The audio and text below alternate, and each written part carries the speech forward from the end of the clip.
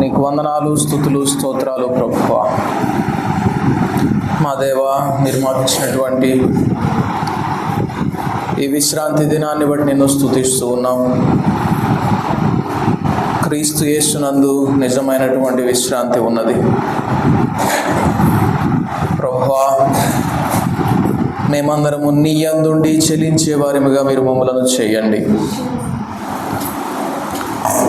ఎక్కడ ఏ విషయంలోనూ ప్రభువా నీకు అవిధేయులము కాకుండా సంపూర్ణముగా నీకు లోబడి నీ మార్గములో నీ మాటలు విని నడిచే వారిగా చేయండి. సకల విధమైనటువంటి దుష్టత్వం నుండి మమ్మల్ని మీరు తప్పించండి ప్రభువా. మీరే మాతో మాట్లాడండి. మీ ఆత్మ కార్యమును మా మధ్య మీరు జరిగించమని, మీ నామమును మహిమపరచుమని యేసు అను మా రక్షకుడైన యేసు క్రీస్తు ప్రభు వారి పేరట ప్రార్థిస్తున్నాము తండ్రి, ఆమేన్.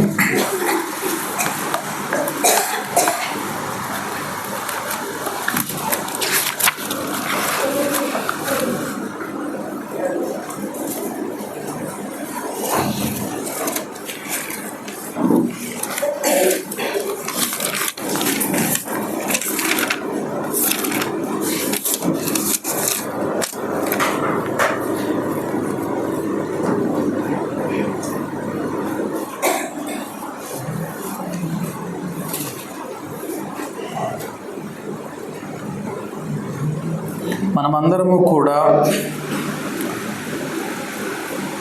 బహుమానము కొరకు ఎదురు చూస్తూ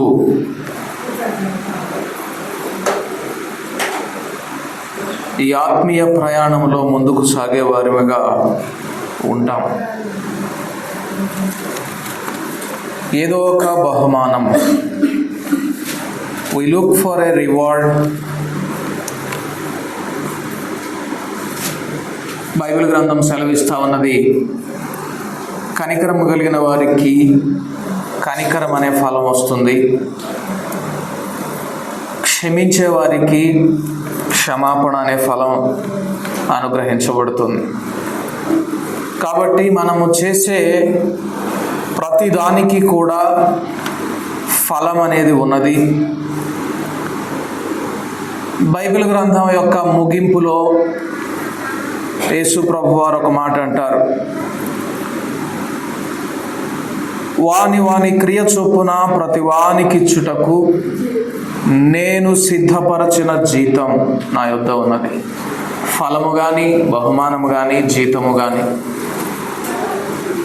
one day we're going to get that one. ఒకరోజు మనం అది పొందుకోబోతున్నాం. అయితే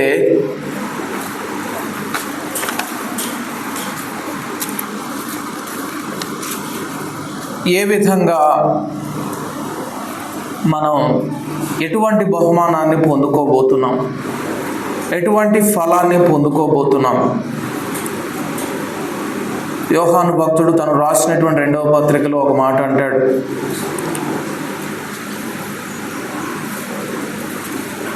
మీ మధ్యను నెరవేర్చిన కార్యములను చెడగొట్టు కొనక మీరు పూర్ణ ఫలము పొందినట్లు జాగ్రత్తగా చూచుకొనుడి అంటాడు.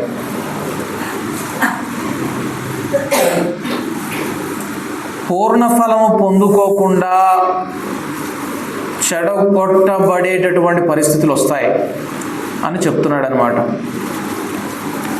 అలాగే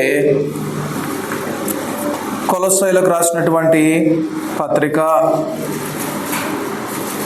3వ అధ్యాయము 23వ వచనంలో కూడా ప్రభు వలన స్వాస్థ్యమును ప్రతిఫలముగా పొందుదుమని ఎరుగుదురు గనుక,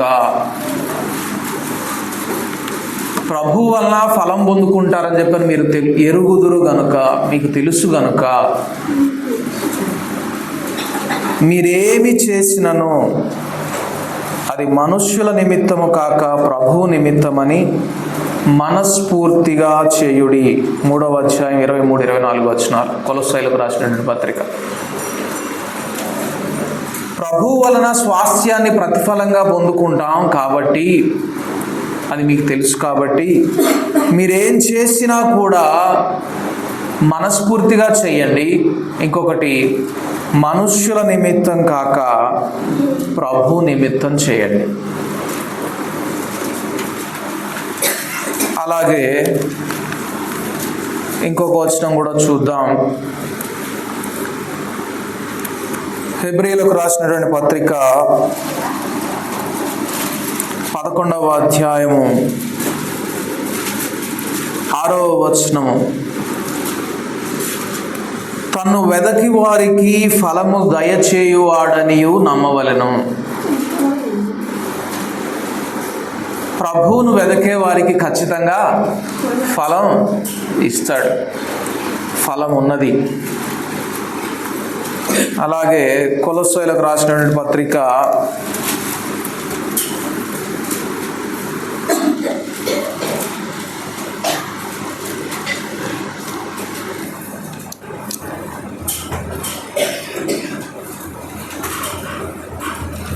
2వ అధ్యాయం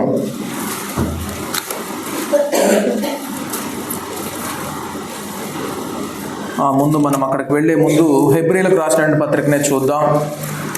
హెబ్రీయులకు రాసినటువంటి పత్రిక 11వ అధ్యాయం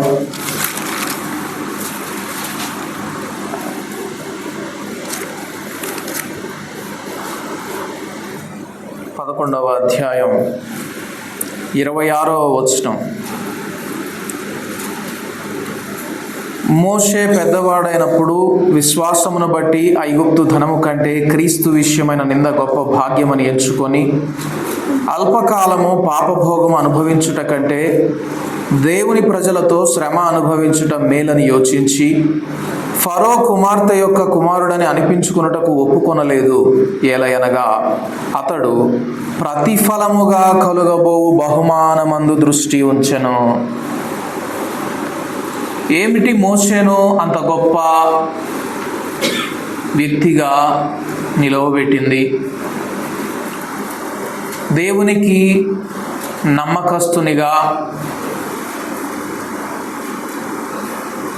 అనేక మంది ప్రజల పక్షంగా ఒక్కని ప్రార్థన అంగీకరించడం ద్వారా వారికి న్యాయము తీర్చడం కొరకు ఈ ఒక్క వ్యక్తే దేవునికి ఇష్టడుగా ఎందుకు కారణమయ్యాడు అనేది మనం చూస్తే ఇక్కడ అంటున్నాడు, ఆయన ప్రతిఫలముగా ఒక బహుమానం ఉన్నది, ఆ బహుమానం కోసం ప్రయాసపడ్డాడట, ఆ బహుమానం కొరకు ఎదురు చూచాడట. అలాగే అబ్రహామును గురించి కూడా వ్రాయబడి ఉంది అదే అధ్యాయంలో. అబ్రహాము కూడా పునాదులు కలిగినటువంటి ఆ పట్టణము కొరకై ఎదురు చూస్తూ, ఆ బహుమానం కోసం ఎదురు చూస్తూ ఈ భూమి మీద విశ్వాసంతో చనిపోయాడు అని ఉంటుంది. కాబట్టి మనకందరికీ కూడా ఒక బహుమానం కలగబోతుంది, ఒక ప్రతిఫలం దొరకబోతుంది, ఒక ఫలం దొరకబోతుంది అనే నిశ్చయిత ఉండాలి. ఆ ఫలము కొరకే ఎదురు చూచే వారిగా ఉండాలి. అందుకే పౌలు భక్తుడు అంటాడు, మీరు సంపూర్ణమైనటువంటి ఫలం పొందాలి. సంపూర్ణమైనటువంటి ఫలం. మీరు ఎంతగా ఎదురు చూస్తున్నారంటే, మీరు ఎదురు చూచేటటువంటి ఆ తీవ్రతకు, తీక్షణకు యోహాను భక్తుడు అంటాడు, సంపూర్ణమైనటువంటి ఫలం మీకు దొరకాలి. కాబట్టి మీరు చెడగొట్టుకోవద్దు, మీ ఆత్మీయ జీవితాన్ని మెళకోగలిగి ఉండండి అంటాడు. కాబట్టి మనకందరికీ కూడా ఫలం అనేది ఉన్నది. దానికి ప్రభువారు అంటారు, వాని క్రియ చొప్పున వానికి నేను ఫలం ఇస్తాను. ఓకే, మనం ఇందా చూసుకున్నాం, కనికరం కలిగిన వానికి కనికరం అనే ఫలం దొరుకుతుంది. క్షమాపణ అనేది తన స్వభావంగా మార్చబడినటువంటి క్రైస్తవునికి క్షమాపణ అనేది ఫలంగా దొరుకుతుంది. ఈరోజు ఇంకొక విషయం మీద ధ్యానం చేద్దామని ప్రేరేపించబడుతున్నాను. వినయము కలిగిన వారికి ఏం దొరుకుతుంది? కనికరం కలిగిన వానికి కనికరం దొరుకుతుంది, క్షమించే వానికి క్షమాపణ దొరుకుతుంది. వినయము కలిగిన వారు సాత్వికులు వారికి ఏం దొరుకుతుంది? కేవలము స్వతంత్రించుకునేవారుగానే మిగిలిపోతారా? ఇంకా ఏమి వాళ్లకు దేవుడు ఫలముగా సిద్ధపరిచి ఉంచాడు అనేది ఒకసారి చూద్దాం. సామెతల గ్రంథము 22వ అధ్యాయం. సామెతల గ్రంథము 22వ అధ్యాయము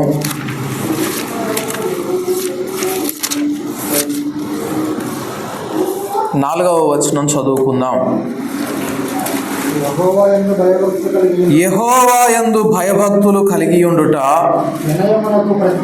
వినయమునకు ప్రతిఫలము, ఐశ్వర్యమును ఘనతయు జీవమును దాని వలన కలుగును. ఇక్కడ ఈ వచనాన్ని మనము జాగ్రత్తగా చూస్తే యెహోవా యందు భయభక్తులు కలిగి ఉండుట వలన మీలో వినయం వస్తుంది అనడం లేదు. జాగ్రత్తగా వచనాన్ని చూడాలి. యెహోవా యందు భయభక్తులు కలిగి ఉండుట అనేది దేని యొక్క ప్రతిఫలం అనేది చెప్తున్నాడు. ఈ దినాల్లో చాలా మంది దేవుని యందు భయభక్తులు లేనివారుగా దేవుని మార్గాన్ని విడిచిపెట్టి దేవునికి దూరస్తులుగా లోకమును ప్రేమించిన వారుగా మిగిలిపోవడానికి కారణం దేవుని యందలి భయము భక్తి లేకపోవడం అనేది మనకు తెలిసిన విషయమే. అయితే దేవుని యందు భయము భక్తి మనలో ఏర్పడాలి అంటే what by which the result of fear of the lord comes in to our hearts. మన హృదయాల్లోనికి దేని వలన దేవుని యందలి భయము భక్తి వస్తుంది? అది అక్కడ చెప్తున్నాడు, వినయము అనేది చెప్తా ఉన్నాడు. వినయము వలన దేవుని యందలి భయము భక్తి మనలోకి వస్తాయట. ఇంగ్లీష్ బైబిల్లో అయితే యెహోవా యందలి భయము వినయము వలన అని ఉంటుంది. ఈ రెండిటి వలన ఐశ్వర్యం ఘనత వస్తుంది అని చెప్పని ఉంటుంది. తెలుగు బైబిల్లో చాలా యాక్యురేట్గా కరెక్ట్గా ట్రాన్స్లేట్ అయింది. యెహోవా యందలి యెహోవా యందు భయభక్తులు కలిగి ఉండుట వినయము యొక్క ప్రతిఫలం. ఇప్పుడు ఈ దినాల్లో ఎందుకు యెహోవా యందలి భయము, దేవుని యందలి భయము భక్తి మిస్ అవుతుంది క్రైస్తవులు అంటే కారణం ఏంటి? వినయం లేకపోవడం. కాబట్టి వినయము కలిగి ఉండడం అనేది చాలా ప్రాముఖ్యం. దాని యొక్క ఫలమే మనలో దేవుని యందలి భయము భక్తి. What is the end result of that? దాని యొక్క అంతిమ ఫలం ఏంటి? అదిగో చెప్తున్నాడు, జీవము అని ఉంటుంది. జీవం అనే దాంతో ముగుస్తుంది ఆ వచనం. ఎందుకు చచ్చిపోయిన క్రైస్తవుల్లాగా మృతతుల్యమైనటువంటి క్రైస్తవులుగా సంఘాలుగా నేటి క్రైస్తవ సమాజం ఉంది అంటే కారణం వినయము లేకపోవడం. వినయం అనేది మన సజీవులుగా నిలవబెడుతుంది. వినయం అనేది దేవుని యందలి భయమును భక్తిని మనకు నేర్పిస్తుంది. అక్కడ అంటాడు ఐశ్వర్యము అనే మాటను కూడా వాడతాడు. కొరింథీయులకు రాస్తూ పౌలు భక్తుడు అంటాడు, మీరు ఐశ్వర్యవంతులయ్యారు అంటాడు. ఏ విషయంలో మీరు ఐశ్వర్యవంతులయ్యారు ఒకసారి చూద్దాం మనం. కొరింథీయులకు రాస్తూ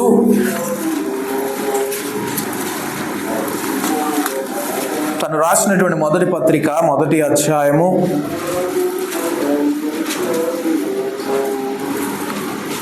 6వ వచనం. క్రీస్తును గూర్చిన సాక్ష్యము మీలో స్థిరపరచబడినందున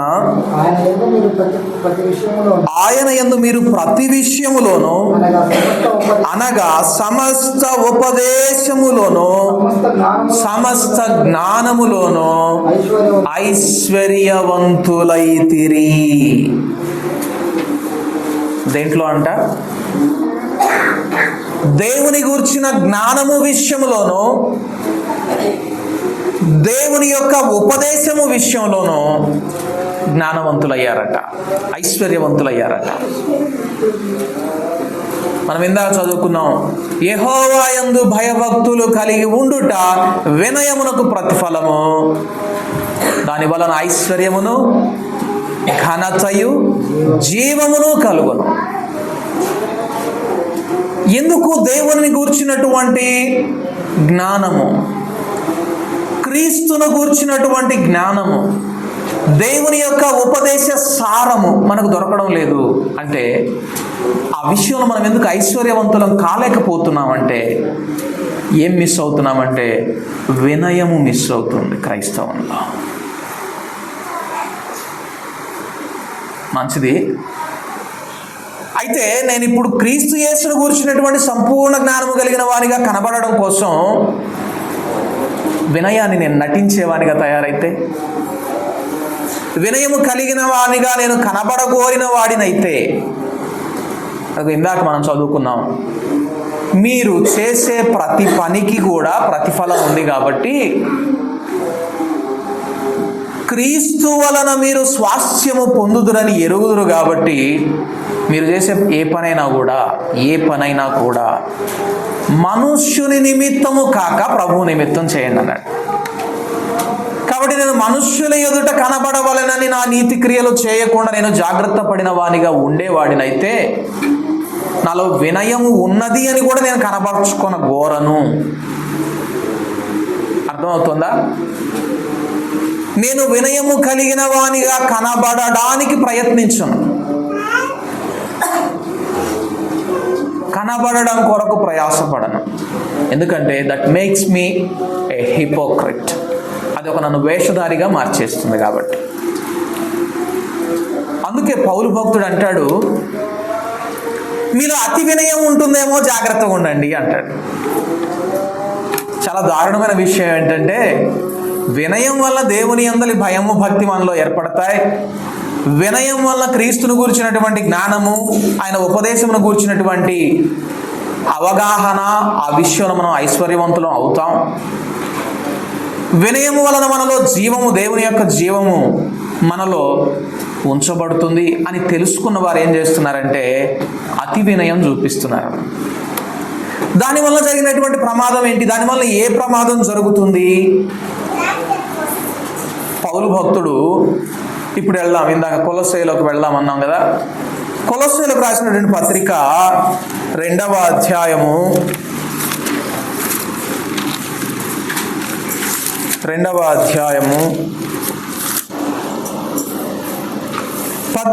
వచనం, అతి వినయాసక్తుడై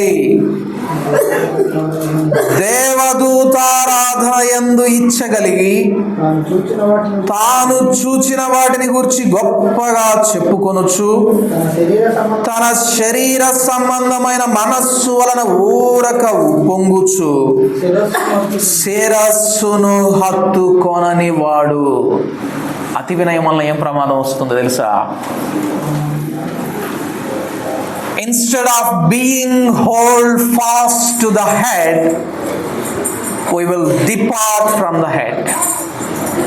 శిరస్సుకు హత్తుకొనడానికి బదులుగా శిరస్సు నుండి వేరైపోతాం. కాబట్టి అతి వినయం ఉండకూడదు.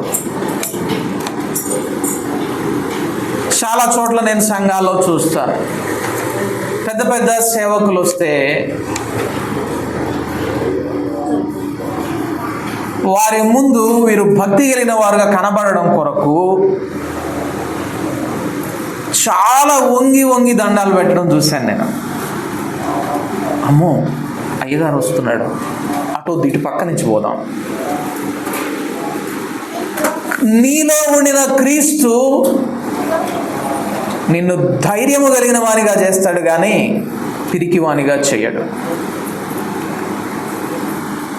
కాబట్టి అతి వినయం క్రైస్తవునికి పనికిరాదు. ఒక గొప్ప దైవజనుడు ఒకసారి మా గృహాన్ని దర్శించాడు. అప్పటికి నాన్నగారు చనిపోయినారు, పరలోక పిలుపుని అందుకున్నారు. సరే, ఈ కుటుంబాన్ని ఆదరిద్దామని చెప్పని వచ్చారు. వచ్చినప్పుడు, అయ్యా మరి సేవ విషయం ఏంటి? అమ్మాయి సుశీల చూసుకోగలుగుతుంది, తన కుమారుణ్ణి అడ్డు పెట్టుకొని కొంచెం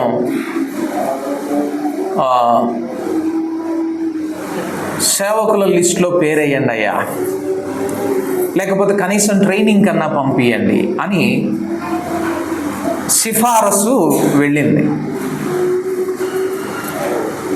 వెళ్తే ఆ దైవజనుడు అన్న మాట ఏంటంటే, ఈ సహోదరుడు ఇంకా సిద్ధం కాలేదు కాబట్టి కొంచెం వెయిట్ చేద్దాం అన్నాడు. తర్వాత నాకు అర్థం కాలేదు, సరే మొత్తం మీద ఎందుకు అలా అన్నారు అని. మళ్ళీ సెకండ్ టైం వచ్చారు. వచ్చినప్పుడు వాళ్ళు ఏమి ఆశిస్తున్నారో నాకు తెలుసు, కాబట్టి నేను ఆ విషయంలో అనింద్యునిగా కనబడడం నిమిత్తం నేనేం చేశానంటే, వెళ్ళి వెంటనే కాళ్ళు పట్టుకొని చెప్పులు తొడిగాను. అప్పుడు ఆ సేవకుడిని పక్కకు పిలిచి అంటున్నాడంట, ఇప్పుడిప్పుడే సిద్ధం అవుతున్నాడు అని. అంటే వీరు what is the mark that they can estimate that we're filled with humility. మనము వినయము కలిగిన వారిగా గుర్తించడం కొరకు వాళ్ళు దేన్ని బేస్గా చూసుకుంటున్నారంటే, ఎక్స్టర్నల్ యాక్టివిటీ, బాహ్యంగా మనము చేసే పని. అతి వినయాన్ని చూస్తున్నారు తప్ప శిరస్సుకు హత్తుకున్నారా?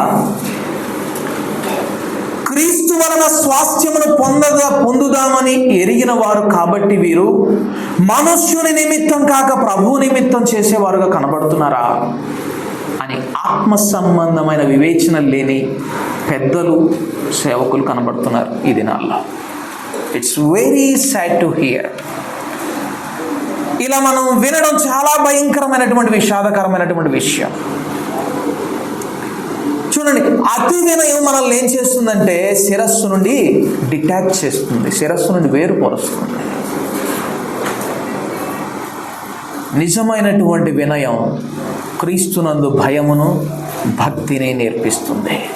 అంతేకాదు, దానికి మార్క్ ఏంటి అంటే, దానికి చిహ్నం ఏంటి అంటే, క్రీస్తును గూర్చిన జ్ఞానము నీలో కనబడుతుంది. దేవుని యొక్క ఉపదేశ సారము నువ్వు గ్రహించిన వ్యక్తిగా ఉంటావు. అప్పుడు ఎలాగుంటాం? నా యుద్ధ నుండి వచ్చేటటువంటి మాట వర్షమును హిమమును ఆకాశము నుండి వచ్చి భూమిని తడిపి విత్తువానికి విత్తనమును భుజించువానికి ఆహారమును ఇవ్వకుండా వెనుకకు ఎలాగా మరలదో, నా నోట నుండి వచ్చే మాట మీలో నాకు అనుకూలమైన ఫలాన్ని నెరవేర్చకుండా వెనుకకు రాదు. దేవుని యొక్క అనుకూలమైనటువంటి ఫలములు, సంపూర్ణమైనటువంటి ఫలములు, దేవుని మాట మన హృదయం అనేటటువంటి నేలలో ఫలించి ఈ భూమిని సారవంతంగా చేసేటటువంటి పనిలో సంపూర్ణత కనబడినప్పుడు మనం వినయం కలిగిన వారిగా దేవుడు గుర్తిస్తాడు. వినయము యెహోవా యందలి భయభక్తులను మనకు నేర్పిస్తుంది. అయితే అదే అతి వినయం శిరస్సు నుండి మనలను డిటాచ్ చేస్తుంది. ఎఫెసీయులకు రాసినటువంటి పత్రిక 4వ అధ్యాయము 2వ వచనంలో పౌలు భక్తుడు ఒక మాట అంటాడు. కాబట్టి మీరు సమాధానములో బంధం చేత ఆత్మ కలిగించు ఐక్యమును కాపాడుకొనుటయందు. ఎఫెసీయులకు రాసినటువంటి పత్రిక 4వ అధ్యాయము 2వ వచనము.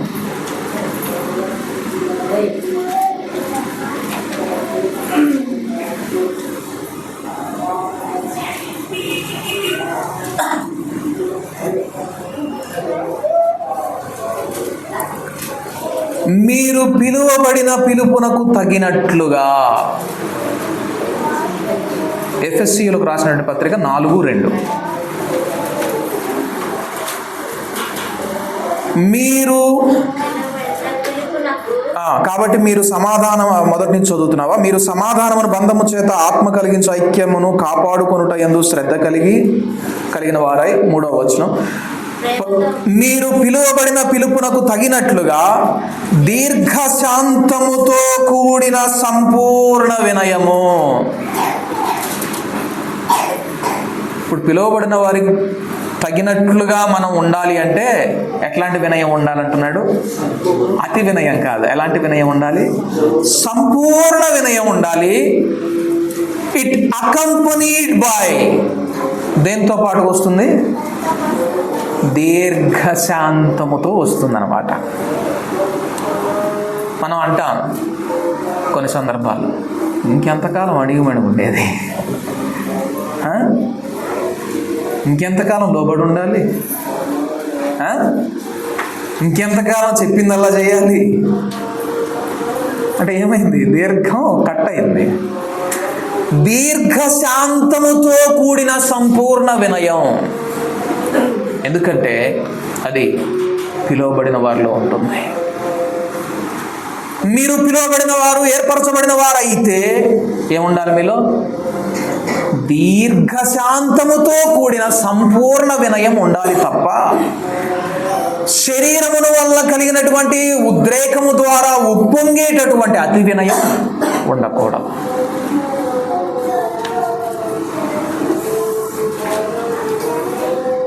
ఒక యవ్వన సహోదరుడు ఒకసారి తనకు ఆ విషయంలో వెలుగు లేనప్పుడు తనలా భావించాడు. నేను దేవుని సేవకుడిని అయినట్టు, నేను తెల్లని వస్త్రాలు వేసుకున్నాను, నా చేతిలో బైబిల్ ఉన్నది, నేను వెళ్తుంటే అందరూ నాకు వంగి వంగి వందనాలు చేస్తున్నారు. తనకు దేవుని యొక్క వెలుగు తన మీద సంపూర్తిగా లేనప్పుడు. చూడండి, మనం ప్రతి విషయాన్ని కూడా వాక్యం అనే అర్థంలో చూచేవారిగా ఉండాలి. స్పష్టంగా రాయించాడు దేవుడు. తాను చూచిన దానిని బట్టి ఊరికే ఉప్పొంగుచు శరీరము వలన కలిగిన ఉద్రేకము ద్వారా అతి వినయాసక్తులై శిరస్సు నుండి వేరుపడకూడదు. చూడండి, వినయము మనలను దేవునికి హత్తుకునేవానిగా చేయాలి. దీర్ఘశాంతముతో కూడిన సంపూర్ణ వినయం. ఎంతకాలమైనా లోబడేటట్టు. మోషే విషయంలో మనం అదే చూస్తాం. 40 సంవత్సరాలు విసిగించారట.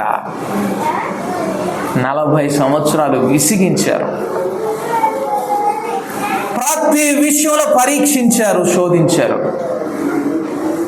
ఏమో, వారి కళ్ళ ఎదుటే దేవుడు అనేక కార్యాలు చేశాడు. ఎర్ర సముద్రాన్ని పాయలుగా చేశాడు. అగ్నిస్తంభము మేఘస్తంభంగా వారి మధ్య ఉన్నాడు. వారికి ఆహారం కావాలంటే ఆహారాన్ని ఇచ్చాడు. అయినా దాహంతో మేము చచ్చేటట్టున్నాం. అసలు ఇక్కడికి తీసుకొచ్చి మమ్మల్ని చంపడానికి తీసుకొచ్చావా? ప్రతి విషయంలో శోధించడం. అసలు నువ్వు నిజమైనటువంటి నాయకుడువేనా? ఉన్నాడో పోయాడో తెలియదు. 40 రోజులైంది ఇప్పుడు పోయి కొండ మీదకి వెళ్ళి. ఉన్నాడో లేడో, ఉన్నాడో పోయాడో. చూడండి, ప్రతి విషయంలో శోధించడం. దీర్ఘశాంతము కలిగిన వాడు కాబట్టి సహించగలిగినాడు మోషే. అంతేకాదు, దీర్ఘశాంతముతో కూడిన సంపూర్ణ వినయము కలిగిన వాడే. అంతటి వాడు సైతం పరీక్షలో ఫెయిల్ అవ్వాల్సి వచ్చింది. కానీ ఈ దినాల్లో మనం ఫెయిల్ అవ్వడానికి వీల్లేదు. ఎందుకంటే ఈ దినాన వారికి లేనిది మనకి ఇవ్వబడినటువంటి ఆధిక్యత ఏంటి అంటే పరిశుద్ధాత్మదేవుడు. ఆయన మనలోనికి వస్తాడు, మనకు నేర్పిస్తాడు, మనల్ని నిలువబెడతాడు. సంపూర్ణ వినయము కలిగిన వారిగా దీర్ఘశాంతముతో అంతము వరకు ఎదురు చూచే వారిగా నిలువబెడతాడు. అందుకు సాక్ష్యమే ఆదిమ అపోస్తలులు. మనం అలాంటి వారిగా ఉండి దేవుని ఎడల భయభక్తులు కలిగిన వారమై క్రీస్తు యేసు అనే స్వాస్థ్యమును పొందుకునే వారిగా ఉండాలని పరిశుద్ధాత్ముడు మనల్ని సిద్ధం చేయడానికి ఆయన రెడీగా ఉన్నాడు. వినయం కలిగి ఉండడానికి మనం రెడీగా ఉంటే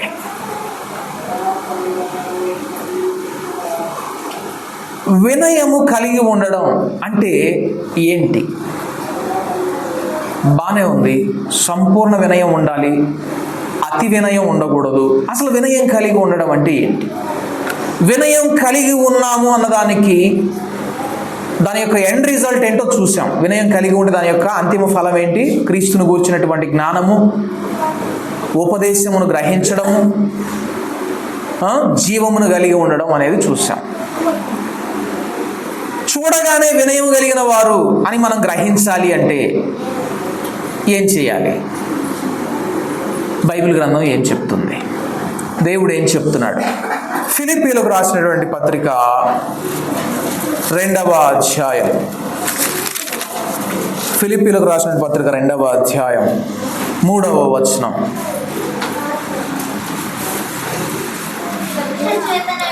కక్ష చేతనైనను వృధాతిశయము చేతనైనను ఏమీ చేయక వినయమైన మనస్సు గలవారై ఒకనినొకడు తన కంటే యోగ్యుడని ఎంచొచ్చు. ఏం చేస్తారు వినయం కలిగిన వారు? కాబట్టి నీవు నేను వినయం కలిగిన వారమని మరొక సహోదరుడు సాక్ష్యం ఇవ్వాలంటే ఇప్పుడు వచ్చి చూస్తాడు. Can this brother honours that brother? Can that brother honours this brother? ఈ సహోదరుడు ఆ సహోదరుని తనకంటే యోగ్యుడని ఘనుడని ఎంచుకుంటున్నాడా? ఆ సహోదరుడు ఈ సహోదరుని తనకంటే యోగ్యుడని ఘనుడని ఎంచుకుంటున్నాడా? అంతే, సింపుల్. ఈ సంఘం వినయం కలిగి ఉన్నదా లేదా అని చెప్పడానికి మనం చూసాము. ఇప్పుడు వినయము కలిగి ఉండడం వలన ఎంత గొప్ప ఆశీర్వాదము, వినయము లేకపోవడం వలన ఎంత గొప్ప ప్రమాదము, శిరస్సు నుండి ఎలాగ వేరైపోయి నశిస్తామో మనం చూసాం. ఆ వినయం కలిగి ఉన్నామన్నదానికి నిదర్శనం ఏంటి అంటే ఒకని కంటే ఒకరు యోగ్యుడు, ఘనుడు. కక్ష ఉండదు, వృధాతిశయము ఉండదు. వాళ్ళే ఇంద్ర చేసేది, మనం కూడా పెద్ద స్టార్ పెడదాం, మనం కూడా పెద్ద స్టేజ్ చేసి మీటింగ్ పెడదాం. ఒకసారి ఒక గొప్ప దైవజనుడు, పేరు చెప్పడం లేదు, మనం కూడా ఎంతో గౌరవించేటటువంటి గొప్ప దైవజనుడు ఆయన నా దగ్గరకు వచ్చి, అబ్బాయి దైవ సహాయం మంచిది, బాగా ప్రయాసపడుతున్నారని అర్థమైంది, మా అబ్బాయి కూడా మంచి పరిచర్య చేస్తున్నాడు. మొన్ననే 40 feet స్టేజ్ కట్టి, 40 అడుగుల స్టేజ్ కట్టి 10 మంది సేవకులు పిలిచి మీటింగ్స్ పెట్టాడు. ఎందుకంతా చెప్పుకోవాలి? ప్రయాసపడేది ఎవరు? మీరు నన్ను పైకెత్తండి, దట్స్ ఇనఫ్. మిమ్మల్ని మీరు పైకెత్తుకోవద్దు. నన్ను పైకెత్తినప్పుడు నేను ఆకర్షించుకుంటాను అన్నాడు యేసయ్య. వృధాతిశయము అంటుంది బైబిల్. అనవసరమైన అతిశయం అది. దానివల్ల ఏ మేలు నీకు అనుగ్రహించబడదు. ఒకసారి మనం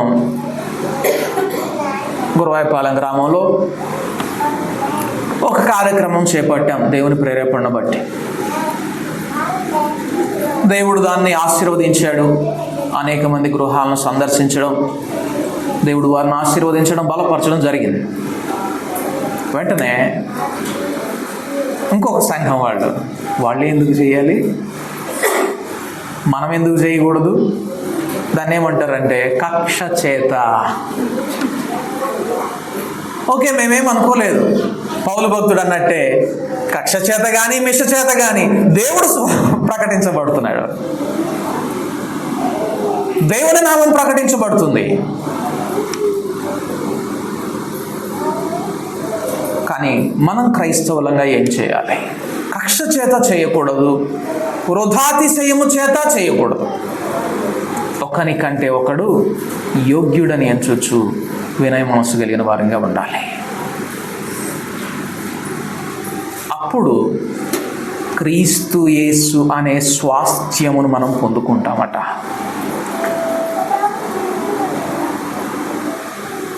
మోషే తనకు కలుగబోయే ఆ బహుమానం కోసం ఎదురు చూస్తూ, ఆ ఫలం కోసం ఎదురు చూస్తూ వినయము కలిగిన వానిగా ఈ భూమి మీద జీవించాడు. అబ్రహాము కూడా అంతే. పునాదులు కలిగినటువంటి పట్టణం, పునాదులు కలిగినటువంటి పట్టణం. ఆ పట్టణము కొరకు ఎదురు చూస్తూ ఈ భూమి మీద ఫలము పొందకపోయినా కూడా విశ్వాసము కలిగిన వారుగా మృతి నొందారు అని చెప్పి దేవుని వాక్యం సెలవిస్తూ ఉన్నది. దేవుని వాక్యం సెలవిస్తున్నటువంటి మాట ఏంటి అంటే, దేవుడు అంటున్నటువంటి మాట ఏంటి అంటే, నా నోటు నుండి వచ్చేటటువంటి మాట మీ హృదయంలో నాకు అనుకూలమైనటువంటి ఫలాన్ని నెరవేర్చుతుంది. అంటే ఆయన వాక్యానికి మనలను విధేయులుగా మారుస్తుంది. కేవలం వాక్యం వినేవారిగా కాక వాక్యాన్ని అనుసరించి నడిచేవారుగా మార్చుతుంది. దేవుడు ఒక ఆజ్ఞ ఇచ్చాడు, మీరెవరికి అచ్చి ఉండవద్దు. ఎంతమంది ఈ ఆజ్ఞను పాటిస్తున్నారు? ఓకే, కొన్ని ఎమర్జెన్సీస్లో, కొన్ని అత్యవసర పరిస్థితుల్లో మనము సహాయం తీసుకుంటాం. అయితే నేను అంటున్నది ఈ బాహ్యమైనటువంటి ఐశ్వర్యమును గూర్చిగాక, క్రీస్తును గూర్చిన ఐశ్వర్యము పొందే విషయంలో మీరు ఇంకా బాకీ పడున్నారు. మనం ఇంకా బాకీ పడున్నాం, మనం రుణస్థులంగానే ఉన్నాం అని దేవుడు నాకు చూపించాడు. ఒక వచనాన్ని మీకు చూపించి దాన్ని నిశ్చయపరుచుకుందాం అనుకుంటున్నాను. సామెతల గ్రంథము 13వ అధ్యాయం. సామెతల గ్రంథము 13వ అధ్యాయం.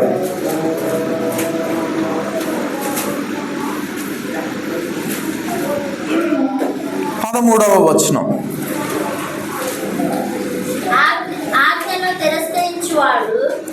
ఆజ్ఞను తిరస్కరించువాడు అందువలన శిక్ష నొందును. ఆజ్ఞ విషయమై భయభక్తులు గలవాడు లాభము పొందును. ఇక్కడ మనకు కలుగబోయేటటువంటి లాభమును గూర్చి, మనము పొందుకొనబోయేటటువంటి ప్రతిఫలము గూర్చి, ఫలమును గూర్చి మనం ధ్యానం చేస్తూ ఉన్నాం. ఇక్కడ మీకు లాభం కలగాలి అంటే, మీకు ఫలం కావాలి అంటే, బహుమానం మీకు కలగాలి అంటే ఏమంటున్నాడు? ఆజ్ఞను పాటించేవారిగా ఉండాలి. ఆజ్ఞ విషయమై భయభక్తులు కలిగిన వానికి ఫలం ఉంటుంది, లాభం ఉంటుంది. ఆజ్ఞ విషయమై భయభక్తులు లేని వానికి ఏముంటుంది? శిక్ష ఉంటుందని ఇక్కడ తెలుగు బైబిల్లో ఉంది. ఇంగ్లీష్ బైబిల్లో స్పష్టంగా ఉంది. ఒకసారి నేను అక్కడ నుంచి చదువుతాను. The one who despises the word will be in debt to it అని ఉంటుంది. అంటే ఆజ్ఞను తిరస్కరించువాడు ఆ ఆజ్ఞకు రుణస్థునిగా ఉంటాడు అని ఉంటుంది. దేవుని వాక్యాన్ని ధిక్కరించేవాడు, ఇక్కడ ఆజ్ఞ అనే దాని బదులు దేవుని వాక్యం అని ఉంటుంది. The one who despises the word, దేవుని వాక్యాన్ని తిరస్కరించేవాడు. దేవుని వాక్యాన్ని తిరస్కరించేవాడు దేవుని వాక్యానికి రుణస్థుడు. ఆ వాక్యానికి భయపడువాడు లాభం పొందుకుంటాడు అని ఉంటుంది. ఇప్పుడు వినయము కలిగిన వారికి దేవుని యందలి భయము భక్తి అనుగ్రహించబడతాయి. వినయము కలిగి ఉండడం అంటే ఏంటో చూసాం, దాని ఫలితం ఏంటో మనం చూసాం. దేవుని యందలి జ్ఞానము, ఉపదేశమును గూర్చినటువంటి ఐశ్వర్యము, దేవునితో కూడినటువంటి జీవము కలిగినటువంటి జీవితం అనుగ్రహించబడతాయి.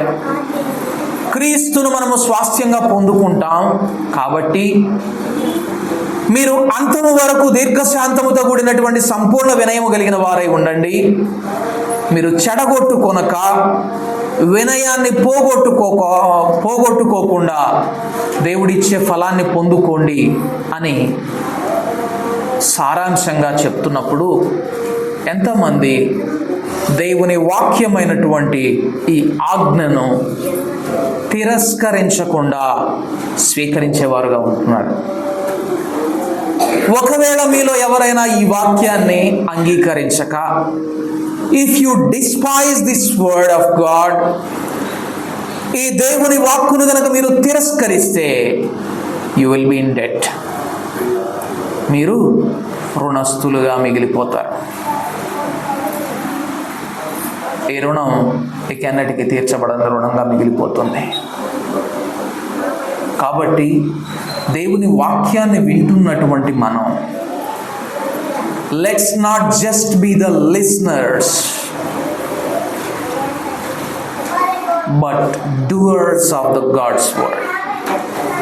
దేవుని వాక్యాన్ని కేవలం వినేవారిగా మిగిలిపోకుండా ఆ వాక్యాన్ని క్రియలలోకి తీసుకొచ్చి చూపించేవారిగా, అనుసరించేవారిగా ఉండాలి.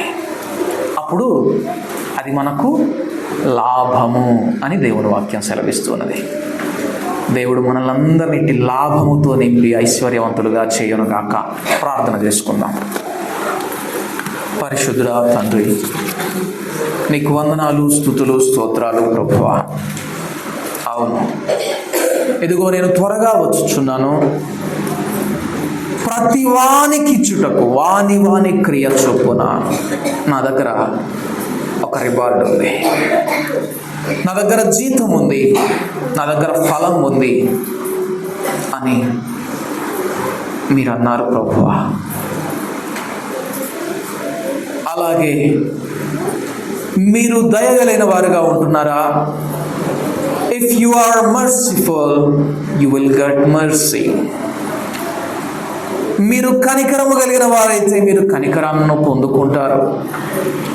నేను క్షమించిన ప్రకారం మీరు క్షమించేవారైతే మీరు క్షమాపణ పొందుకుంటారు. నేను వినయము చూపించినట్లుగా మీరు వినయము చూపించిన వారైతే మీరు కూడా నా వలన స్వాస్థ్యమును పొందుకుంటారు.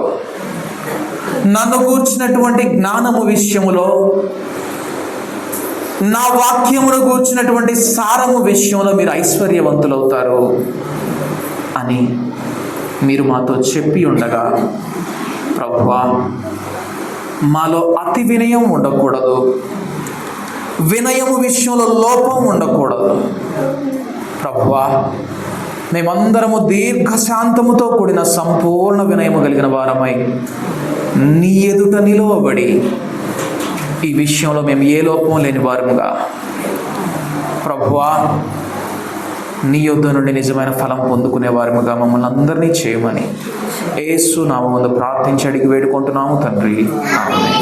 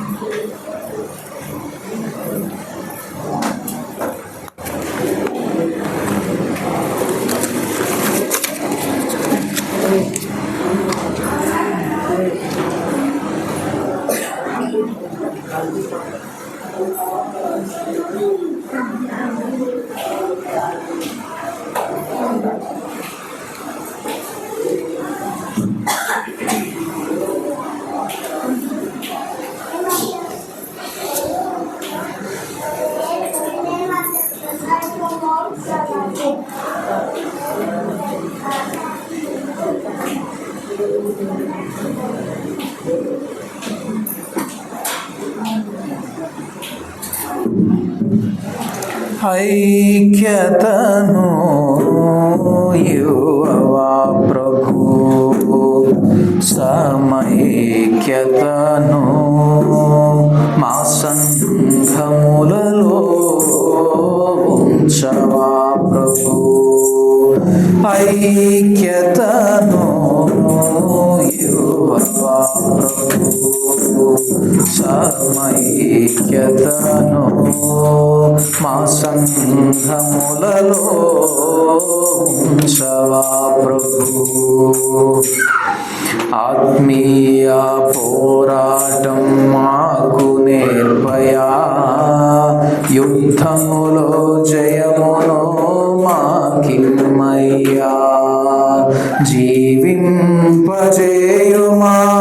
నీ ఆత్మలో, ఆత్మల భారం మాకివ్వవా ప్రభు. ఐక్యతను యువవా ప్రభు, సమైక్యతను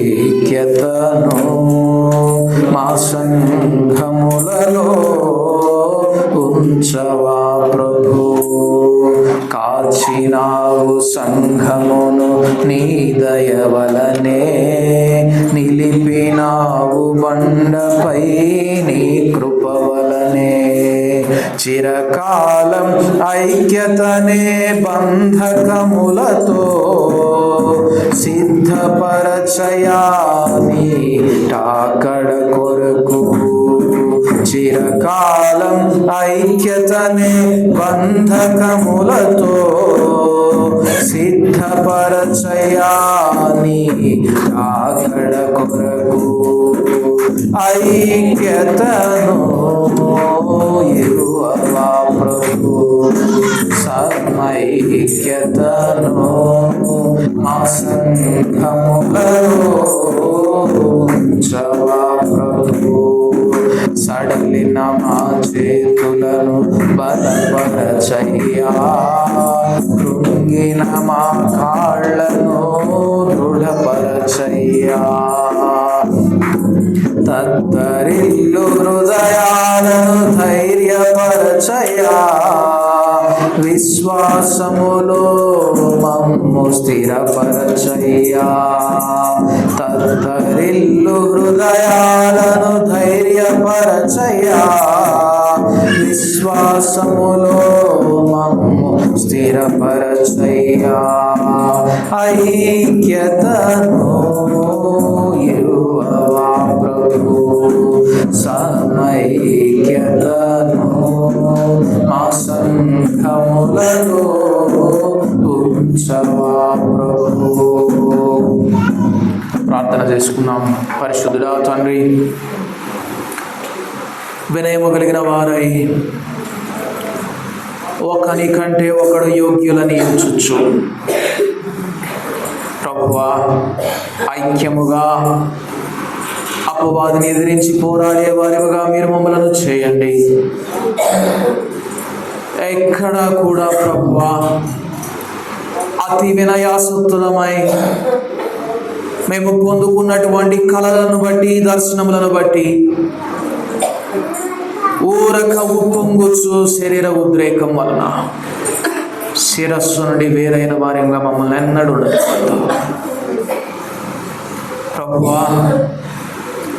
శిరస్సును హత్తుకునేటటువంటి నిజమైనటువంటి క్రీస్తు యేసు చూపించిన వినయం, ప్రతి విషయమునందు తండ్రికి లోబడినటువంటి జీవితం, ఎక్కడా తండ్రిని దుఃఖపరచినటువంటి జీవితం ప్రభువా మాకందరికీ మీరు అనుగ్రహించండి. తద్వారా మాకందరికీ మీరు సిద్ధము చేసినటువంటి ఫలమును పొందుకున్న వారమై క్రీస్తు యేసు వలన స్వాస్థ్యము పొందుకునే వారిగా మీరు మమ్మలను సిద్ధము చేయండి ప్రభువా. అనింద్యులముగా, యోగ్యులముగా నీ ఎదుట సిగ్గుపడనక్కర్లేని వారముగా, ఏ విషయంలో కూడా, మరి ముఖ్యముగా వినయము విషయంలో నీ ఎదుట మేము ధైర్యముగా ఇదిగో మేము క్రీస్తును పోలి నడుచుకున్న వారమని సాక్ష్యం ఇవ్వగలిగినటువంటి ఆత్మీయ జీవితాన్ని మీరు మాకందరికీ అనుగ్రహించమని, క్రీస్తును గూర్చిన జ్ఞానము విషయములోను, ఉపదేశ సారము విషయములోను ఐశ్వర్యవంతులమై క్రీస్తు యేసు అనుగ్రహించే జీవము కలిగినటువంటి సంఘంగా మేమందరం కూడా ఉన్నట్లు మా పట్ల నీ కృపను కనికరమును అనుగ్రహించమని యేసు నామమున ప్రార్థించి అడిగి వేడుకుంటున్నాము తండ్రి, ఆమేన్. మన తండ్రి అయిన దేవుని యొక్క ప్రేమయు, మన ప్రభువైన యేసుక్రీస్తు యొక్క కృపయు, పరిశుద్ధాత్మ యొక్క సన్నిధి సహవాసం మనకందరికీ దొరికి క్రీస్తును గూర్చినటువంటి వినయము అనగా దీర్ఘశాంతముతో కూడిన సంపూర్ణ వినయం మనందరిలో ఏర్పరచి క్రీస్తును స్వాస్థ్యముగా పొందుకొనున్నట్లు, అనగా దేవుని ఎదుట సంపూర్ణ ఫలము పొందుకొనున్నట్లు మనల్ని సిద్ధపరచునుగాక. ఆమేన్. అందరికీ వందనాలు.